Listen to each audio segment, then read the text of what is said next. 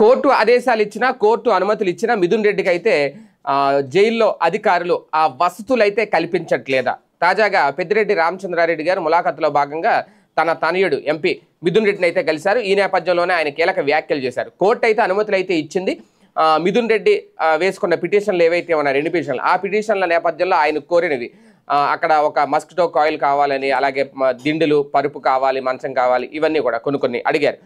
అవన్నీ కూడా కోర్టు అనుమతి ఇచ్చింది.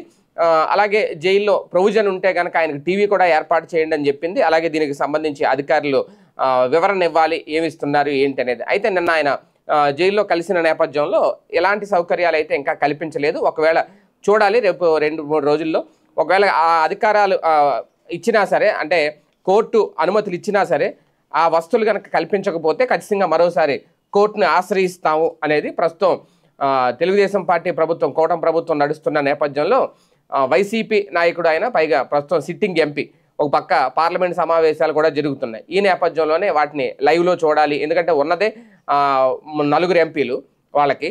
ఆ 4 ఎంపీల్లో ఈయన అక్కడ ఫ్లోర్ లీడరు. ఈయనే జైల్లో ఉంటే ఇంకా మిగిలిన 3 ఎంపీలు ఏం చేస్తారు ఏంటి అనేది, ఏది ఏమైనా ఆయనకి వస్తువులు ఇవ్వాల్సిన అవసరం ఉంది అనేది అక్కడ కోర్టే భావించింది.